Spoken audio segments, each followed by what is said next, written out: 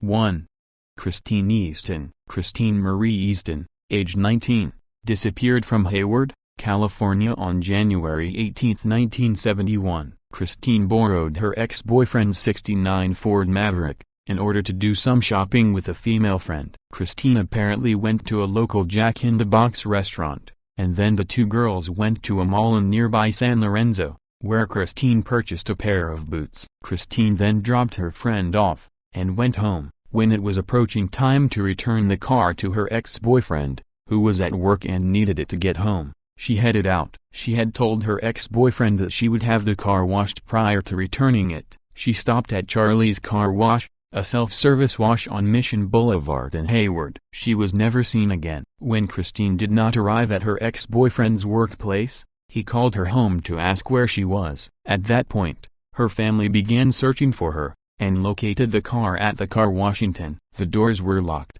and her purse was inside. Christine's scarf, along with some papers that had been inside the vehicle, were strewn on the ground near the car. There was no sign of Christine. According to friends of Christine, it would be very unlikely that she would vanish voluntarily. She was taking college courses, and wished to start a new job as a bank teller the following day. Christine's ex-boyfriend was killed in a car accident soon after Christine's disappearance.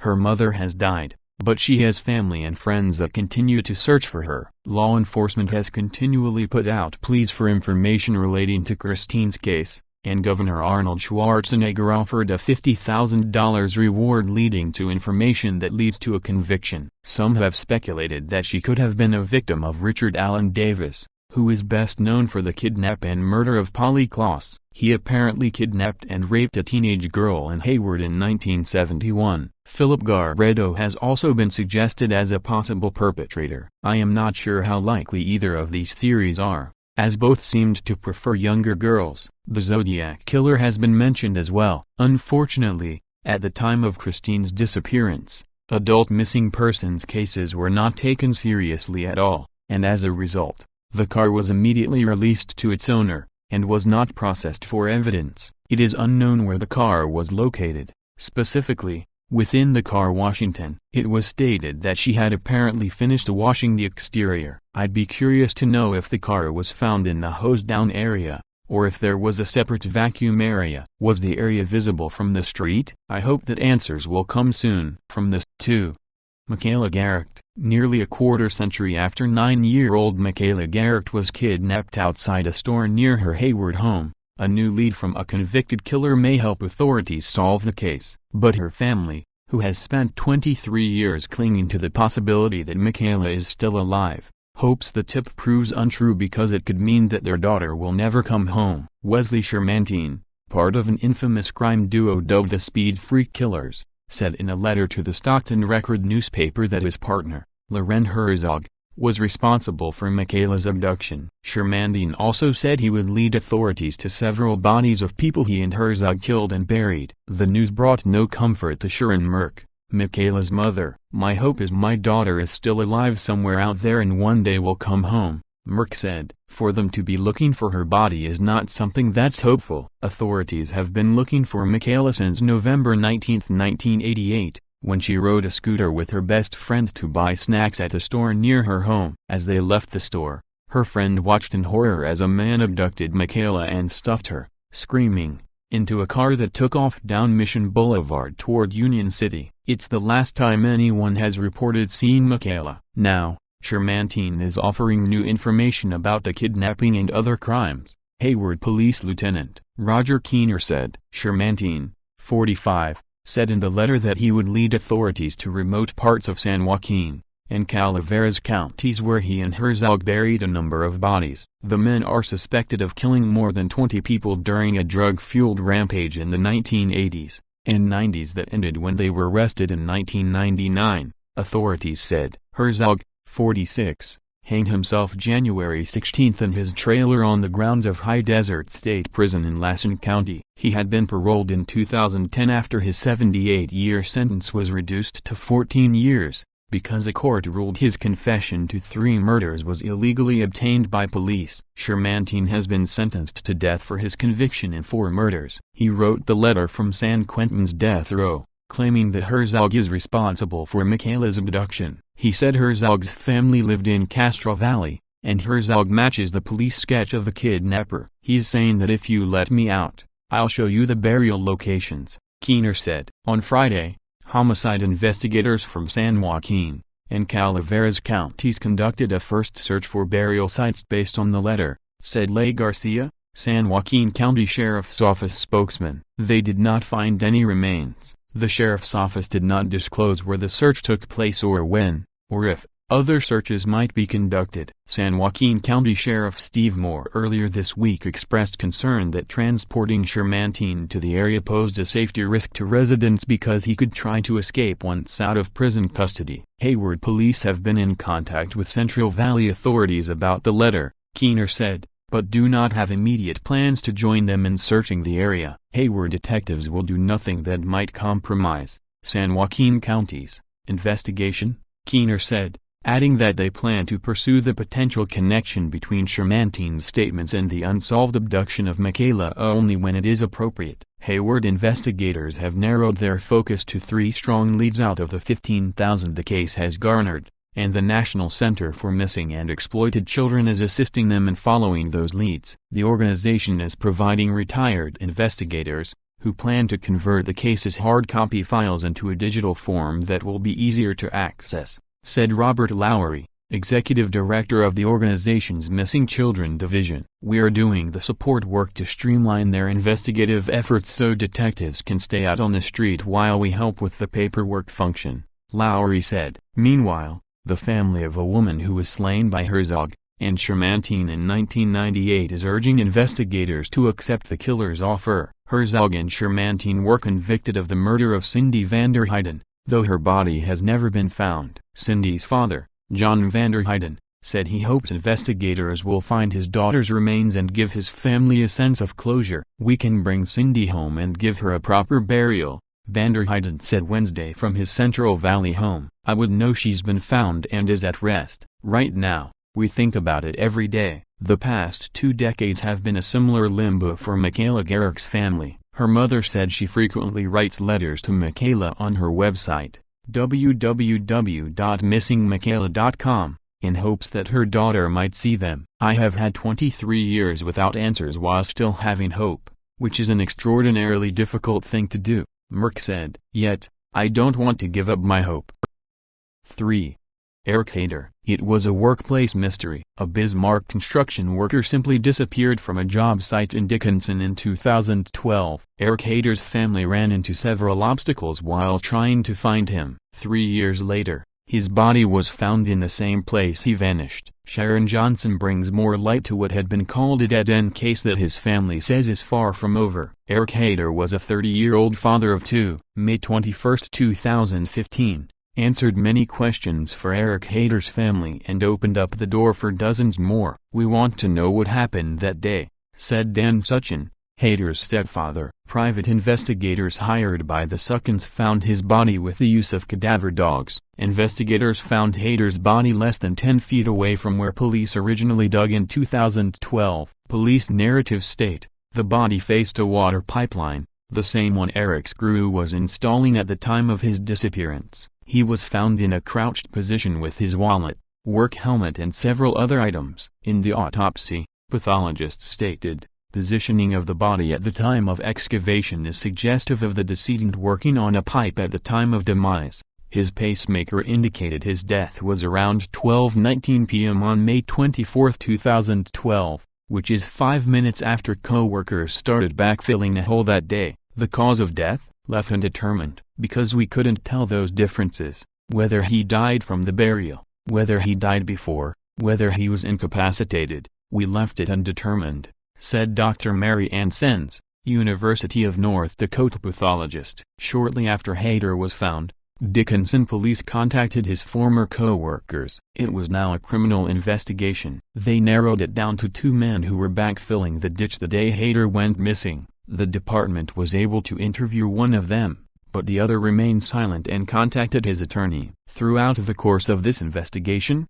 we tried to keep all the scopes, all the theories, the potential scenarios open and on the table, said Detective Sergeant Kylan Clauser, Dickerson Police Department. By the time HAIDER's body was found, too much time had passed. The Occupational Safety and Health Administration could not investigate the case because the statute of limitations had expired. But some still had their suspicions. Compliance Officer Scott Overson called the case very odd. In a conversation with police, he said he was concerned about the incident, and the unlikelihood that it was accidental, based on previous work experience. Overson thought there was negligence on part of the employees and Coffell Construction. After a few months of investigating, Dickerson Police forwarded information to Stark County State's Attorney Tom Henning. But for the Suckins, Henning's answer wasn't the one they wanted either. As I understand it from the investigators, we don't have a suspect we could say, this is the person who is likely responsible,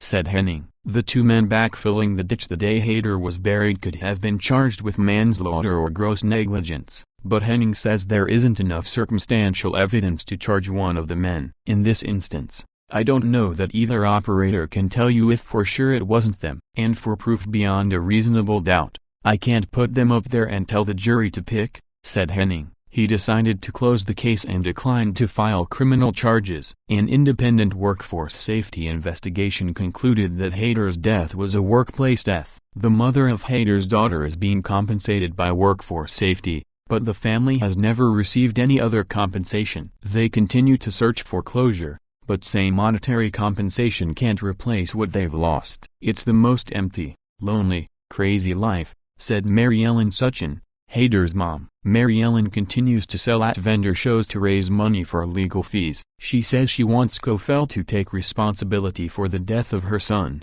and the loss of a father. She'll never have her dad back, to watch her graduate, or walk her down the aisle when she wants to marry or hold her children on his lap. I want justice, and I'm not going to quit. I'm not going to give up, said Mary Ellen. In North Dakota, the statute of limitations for manslaughter and negligent homicide expires after 3 years. 4.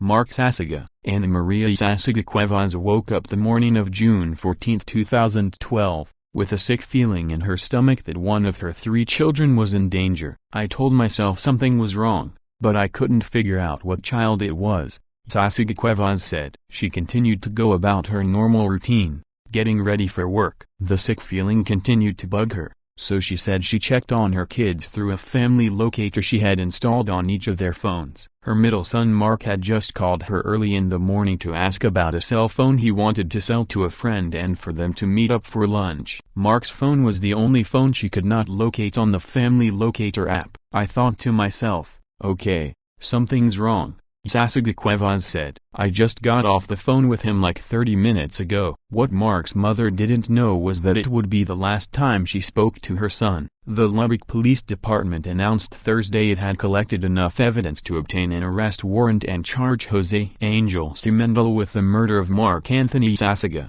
Simendel is currently serving a 7-year sentence for an unrelated crime. YSASAGA's body has not been found. 3 weeks before Mark's disappearance, his dad's house had been burglarized, YSASAGA Cuevas said. She remembered she had the name and number of the detective who worked the case, John House. So she called House, who told her not to worry because it was summer, a weekend, and Mark was a 15-year-old boy. She said he told her to wait and call back Monday. Her son had never been in any trouble before and always called, so the disappearance was unlike him. She said she told the detective she had spoken to her son earlier, and that it was out of character for him to let his phone go straight to voicemail. Still, trying to stay positive, she hung up and tried to continue with her work. I was thinking, maybe his phone did die, YSASAGA Cuevas said. I'll give him a little bit, then he will realize his phone is dead. After waiting for what seemed like an eternity, she said she started calling everyone in the family to ask if anyone had heard from him. Still there was no sign of Mark. His mother started to retrace his steps, downloading all the activity from his phone over the last 48 hours. She tried calling everyone he had been in contact with before his disappearance. She said the last person he had supposedly been seen with was a boy and his girlfriend. They both kept changing their stories about where they had seen Mark, YSASAGA Cuevas said. After doing her own investigation, she decided to get in touch with the Lubbock Police Department, hoping that an officer would find his last known whereabouts and produce a full report. Not only was she not taken seriously, Mark's mother said, but she was also transferred around to give a report only over the phone. Missing person reports are not uncommon. Lubbock police records indicate that 38 adults and juveniles were reported missing in 2012, the year Mark disappeared. LPD's records show 273 people have been reported missing from 2010 to 2015, including 17 reported missing so far this year. Charlotte Null, LPD's records system manager, said people are reported missing for different reasons. A lot of times it is elderly people who have dementia or Alzheimer's and they get lost, Null said. Other times, it is children who may have run away, or just simply adults who forgot to tell someone they were going out of town. For example, Null said, a man recently reported missing by his family was found to have simply taken a bus to San Angelo, Texas. The LPD record system contains limited information about adults or children reported missing. Details on the circumstances surrounding the alleged disappearance are generally lacking. After LPD delayed the search for Mark, YSASAGA said she continued the efforts on her own. She went to Kinko's to print flyers and distributed them in hopes of locating her son. During the weekend of the 4th of July parade in Lubbock, more than 200 people wore bright neon shirts with Mark's picture on it. After almost 3 weeks, LPD finally took notice and moved his status from a runaway to a missing endangered child. YSASAGA said she then took it upon herself to go to the house in the 3100 block of 27th Street, where friends had said Mark had been seen on the day of his disappearance. LPD was not going to send anyone to the house to search with her, she said, until she screamed and cussed out everyone in the office to get them to take notice. The arrest warrant for Cemental shows he was a tenant in the house, and 2012 was the first time LPD searched it. YSASAGA said the house was filled with the stench of bleach. The oven appeared ruined from what she believed to be meth production. The carpet had been removed from the house, as if to hide something. The arrest warrant confirms the landlord and other witnesses said Cemental did have the carpets replaced. She said after she and the officers finished searching the house, they walked out the back door to the gate. It was then she completely lost it. They opened the gate, she said with tears in her eyes, and one of my son's socks and shorts were on the floor, on the ground outside, the clothes he was last in. She said the detectives picked them up as evidence. According to the arrest warrant, officers went back into the house and removed floorboards for a closer examination. Stains on the underside of the floorboards tested positive for blood. Captain John Caspell with the Lubbock Police Department said it is routine for investigators to revisit unsolved cases. This new evidence led us to a local residence, where a suspected crime scene and blood DNA evidence was found, Caspell said. Caspell also said the DNA evidence was positively identified with Mark YSASAGA, which gave the detectives enough clues to believe Mark was murdered. Mark's mother remains upset that her son could not be placed on the Amber Alert system at the time of his disappearance. According to AmberAlert.gov, the Amber Alert system was started in 2002 after a 9-year-old girl named Amber Hagerman was abducted and killed in Arlington, Texas. To enter the Amber Alert system, a missing child must be either under 13 and considered in immediate danger, or up to 17 years old and believed by law enforcement to have been taken away unwillingly. Department of Public Safety Officer Brian Witt said the Amber Alert system is very effective. It sends out alerts through multiple communication platforms. Witt said this is vital to helping find children who have been abducted because alerts contain description of the child, the suspect and the car they might be traveling in. Look how many people are traveling each and every day and they see a description of the vehicle and tag, Witt said. So many eyes out there, it's like unlimited officers out there, additional officers that are our eyes out there looking for the vehicle, so it's very effective. Mark's case, however, did not meet the criteria. His mother said she felt she was on her own. A few months after her son went missing, she hired a private investigator, Chuck Foreman in Lockhart, Texas. Foreman owns a non-profit organization, CFSI International, that helps find missing children. Chuck came in and did his work for about a month, she said. He came up with nothing, just like my son had vanished into thin air. Foreman, who is currently working on 30 active missing children cases, said he has a special place in his heart for the YSASAGA family. Mark is my baby, Foreman said. "I love that family and want to help them find Mark so much." He said Mark's case had two leads, one positive and one negative. "We really think Mark got involved in something way out of his league," Foreman said. "We really think he got caught up in the drug game and pissed someone off." Foreman said he sees it all too well, drug lords using young kids to do their dirty work for them. "We honestly think he is in Mexico," Foreman said. "We received a tip from a video that may be a lead to him being down there. The negative lead suggested Mark was dead." Foreman said Simendl had been a person of interest all along, adding that Simendl had been offered less time in prison in exchange for information about Mark's disappearance. On June 12, it will have been 3 years since Mark went missing. His mother recently held a balloon release on his would-be 18th birthday. At the party, she revealed a proclamation from Lubbock City Councilman Victor Hernandez to declare March 28, Mark's birthday, Missing Persons Day in Lubbock. "It means a lot to me," she said. "It means they recognize him as a person. They see what I struggle with every day. People need to be aware he is still missing. He's not a runaway. He's not just out of my reach. Something happened." Mark's mother said she had known for over a month now that the new detectives on her son's case had found evidence to pursue murder charges. She said the detectives asked her to not reveal the charges until they had had enough time to gather the information they needed. YSASAGA Cuevas said the family is trying to process everything that has happened and figure out the next step. "I feel like we are closer to having closure, but I don't think we can fully have closure until my baby is brought home to me," she said. Mark's family is not alone. According to MissingKids.com, there are 233 active missing children cases in Texas alone. The active missing children. 5. The disappearance of Cameron Remmer. Remmer disappeared from the Fairmont Hotel on Mason Street in San Francisco, California on October 6, 2011. He told his father he was going to start a medical marijuana business, and went to San Francisco with $30,000 in cash to buy marijuana. He'd flown there on September 29 and checked into the hotel with 60 to 70 packages of the drug. He was supposed to return home on October 30.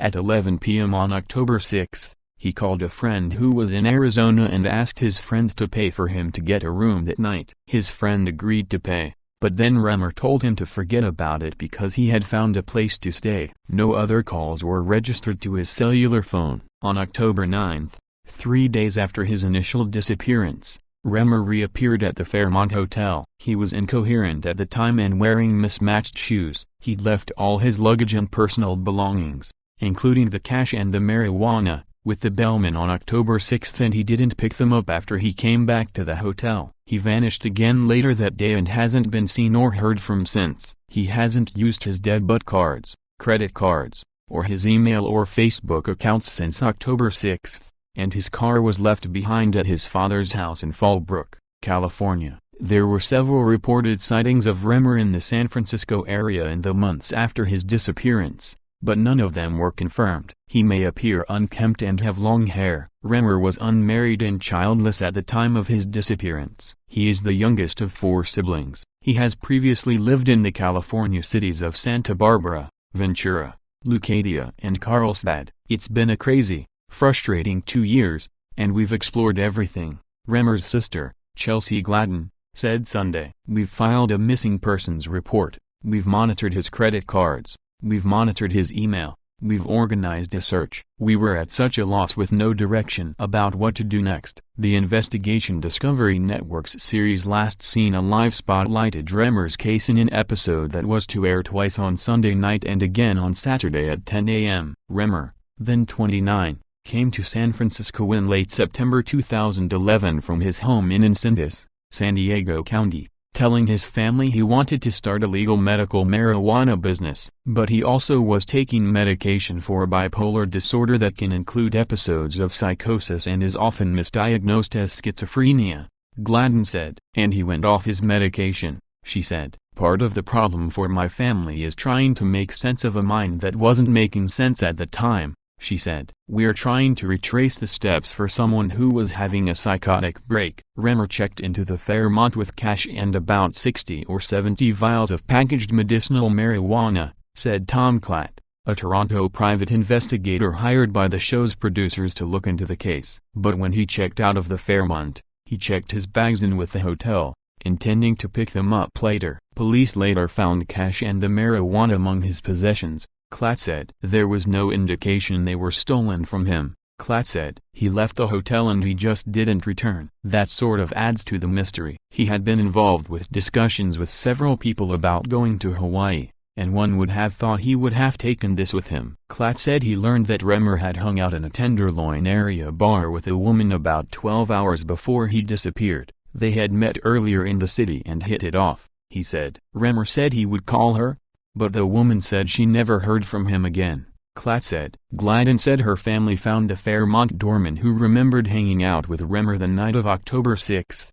although that might have stretched into the wee hours of the next day. Remmer, who would turn 32 in July, was drinking that night, so much that the hotel asked him to leave. That was the last time he was seen alive, Glyden said. The family's hopes were buoyed a few days later when someone claiming to be Remmer turned up in San Francisco. But Glyden said those hopes were dashed because it wasn't her younger brother. Although Klatt said there could have been foul play involved, he doesn't know for sure. And Glyden said police don't suspect foul play, since a body has never turned up. There's still a chance he doesn't even know he's missing, Glyden said. Glyden hopes the TV show or any other publicity about the case turns up a new lead. We are hopeful that it could help, even if one person saw it who could provide some information, she said. In spite of his mental illness, it's uncharacteristic of him to be out of touch with friends and family for more than a few days at a time. His case remains unsolved.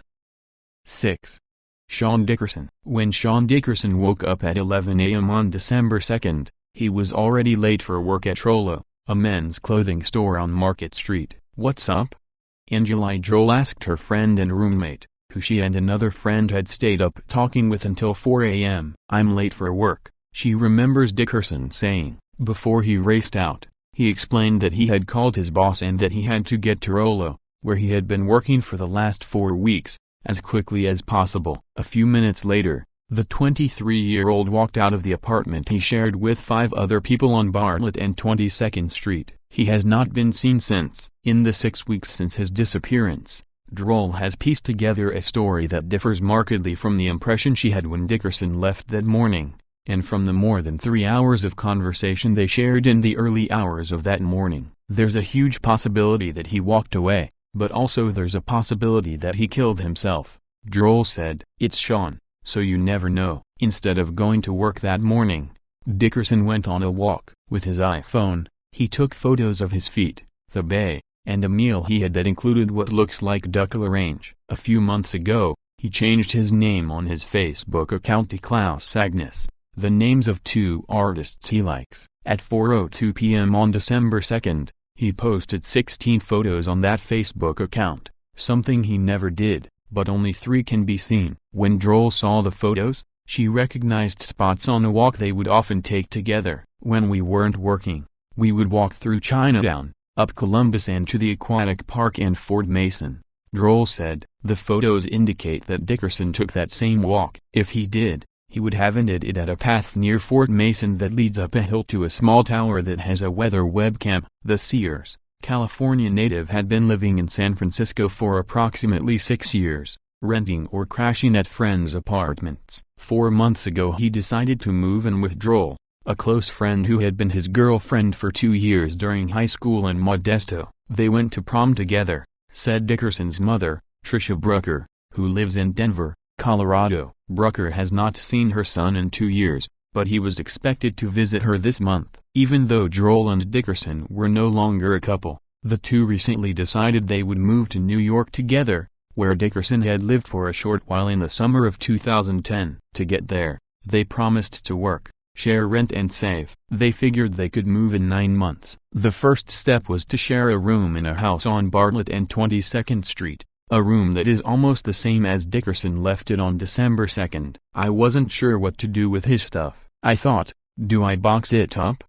Droll said. Next to the bed the friends shared, 3 sticks of his Old Spice deodorant still sit on top of Droll's vanity. On the desk, Dickerson left behind an extra set of keys and a pair of sunglasses. In the closet, All his suits and button-down shirts are still on hangers. The only thing missing is the music equipment his aunt picked up recently. Dickerson and Droll had talked about death many times in the past, his own and those of the people he had lost, including his father, who died in a motorcycle accident when Dickerson was 2 years old, and a high school friend who died shortly after graduation. When suicide came up, Droll said, Dickerson said it wasn't an option. He told her he couldn't do that to his mom. Suicide was not a conversation they had had recently. Although she knew Dickerson as someone who had very intense highs and very severe lows, lately everything seemed to be going well for him. He was hired at Trollo. He played keyboard in Fee, a local band that performed around town. Droll and Dickerson liked to play pool at Buckuskirk on Bush and Taylor Streets, and although he had to stop the Lucky Shots Pool League once he started at Trollo, he continued to play for fun. Full-time work meant Dickerson paid back the money he borrowed from friends for his deposit on the apartment, and he was ready to start saving. Droll said, thinking back, she said that he ran into a minor problem a few weeks before he disappeared. When he lost his identification in mid-November, he had no bank account, so the owner of Rollo helped him cash his paycheck on December 1st. That same day, Droll said, the store owner met with Dickerson for a work review and then let him leave early for lunch. Dickerson walked out and failed to return. He didn't mention the work review to Droll when he came home after 1 a.m. on December 2nd, or in the morning before leaving for work. Droll later discovered from Dickerson's phone records that his boss had texted him on the afternoon of December 1st, asking where he was. Phone records show that Dickerson replied to the message around 11:30 that night and apologized. Dickerson explained that he had autism. His boss replied that the message sounded like an excuse, and that he didn't want to work with him if he couldn't rely on him coming back to work. Droll said, Dickerson's boss declined to speak with Mission Local for this article, and the manager of the store said he was not sure what happened during the review. Although Dickerson has never been diagnosed with autism or Asperger's syndrome, his roommate and his mother said they had wondered if he suffered from it because of his tendency to disconnect from time to time. Several months ago, for example, he changed his cell phone number but forgot to tell his friends and family. His mother, who said she would talk to Dickerson once every 2 to 3 weeks for hours at a time, called Droll when she couldn't reach him. Droll was not surprised that her friend had forgotten to tell his mom about the change, and teased him. Shawn, you didn't tell your mom. She remembers telling her friend. Brooke agreed that her son had been happier recently. When he first disappeared, she wasn't too worried because it would be like him to take off on an adventure without telling anyone. He's very adventurous, she said. I could see him pack up and travel to Europe. I'm not surprised that he's walked away, but I'm surprised that it lasted this long. After 2 weeks, we freaked out. We thought, did something happen? Brooker said her son had been excited about seeing her this month. His mother had told him to ask his boss for time off to make the trip to Colorado, but it's not clear if Dickerson did that. The last call Dickerson made on his iPhone was on December 2nd at around 1:14 a.m., as he was walking back to his apartment. According to Droll, the call was to a neighbor who lived nearby. As they talked on the phone, Dickerson found him sitting on their shared stoop, so they talked for a minute outside. Dickerson, the neighbor later told Droll, looked frustrated and told him about losing his job. The neighbor didn't return Mission Local's calls. Once Dickerson walked inside that morning, he never mentioned losing his job or even having any problems at work. Droll said, she got no sense of someone who was ready to walk away from his life. When he left the next day, she said, he left behind a heavy jacket that he would typically have taken if he were going very far. Neither Droll nor Dickerson's mother think that losing a job would have put him over the edge. Shawn doesn't care, said Droll. It would have had to be something else. He could have easily gotten another job. Dickerson, reported missing on December 6th, is now listed in a national database of missing persons. If he is arrested, he'll show up as a missing person. Otherwise, the only thing police can do is keep checking in with the people he's been in contact with. Phone records show that Dickerson has not used his iPhone since December 2nd. When Droll called him on December 3rd, it went straight to voicemail. San Francisco Police Inspector Joe Carroll told Mission Local that there are approximately 300 missing persons reports filed in San Francisco every month. The vast majority of them are located, he said. Sometimes people just take off, hang out for a while, but it's usually not this long. 7. Jessica Suzanne Gutierrez. Jessica was sleeping in a bedroom with her two sisters in her family's Lexington, South Carolina mobile home during the evening hours of June 5, 1986. An unknown intruder or intruders entered into the house sometime between 11:30 p.m. that evening and 9 a.m. on June 6. The following morning, the intruders apparently broke in through the living room window and removed the screen and curtains. The abductors then removed Jessica from the bedroom and left the residence through the front door. Jessica's mother discovered the crime scene and her disappearance on the morning of June 6. Her 6-year-old sister, Rebecca, stated she had been taken by the man with the magic hat and the beard. She has never been heard from again. Rebecca, now an adult, remembers seeing a man lift Jessica out of the bed and carry her away. She stated the man was able to do this without waking Jessica. Rebecca had been too frightened by what she saw to tell anyone until the next morning, when Jessica was discovered missing. Just a few days before Jessica disappeared, her mother, Deborah, had broken up with her boyfriend and kicked him out of the house for alcohol use, and what she described as possessive behavior. Deborah accused her ex-boyfriend of abducting Jessica, but he said he had no idea where she was. The man was questioned repeatedly by police,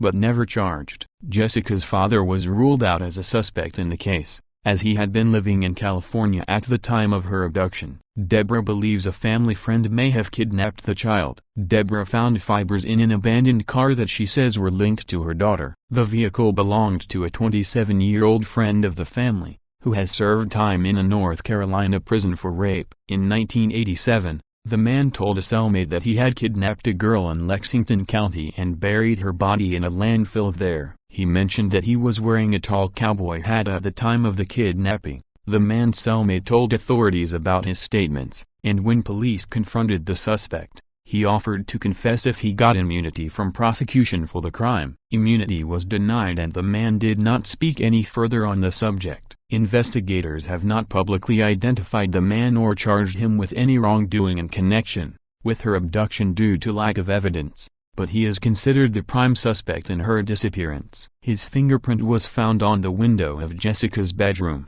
Deborah still believes her ex-boyfriend is somehow involved in the case. The ex-boyfriend and the prime suspect denied knowing each other, but Deborah says they met each other at a gathering several months before Jessica disappeared. Jessica's case remains unsolved. Foul play is suspected.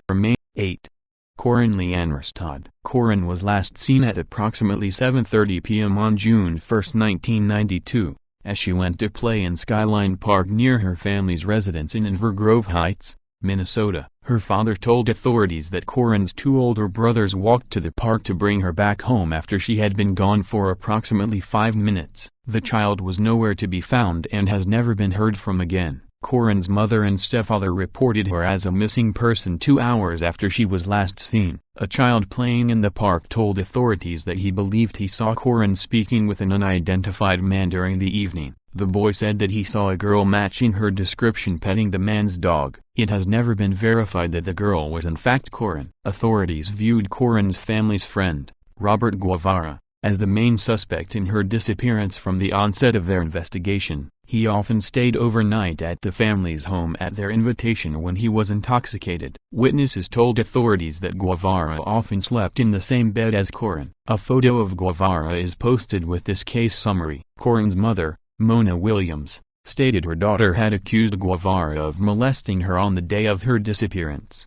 Williams did not tell the police about this until several days after the child disappeared. She claimed she had forgotten about the incident until then. Guevara was at CORRINE's home the day she was reported as a missing child, and police dogs tracked her scent to his home after her disappearance. He was charged with her kidnapping, rape and murder on June 5, 1992. 4 days after CORRINE disappeared, authorities discovered a dress identical to the garment CORRINE was last seen wearing and a pair of girls' underpants inside Guevara's locker. The items of clothing had been stained with blood and semen. Bloodstains were also discovered on a shower curtain inside Guevara's trailer. DNA testing showed that the fluids could have come from both CORRINE and Guevara. Defense witnesses argued that Guevara's trial that his locker and trailer were not secured, and that the evidence could have been planted by unknown persons in order to frame Guevara for CORRINE's disappearance. Guevara's attorneys theorized that Williams wanted to sell her daughter,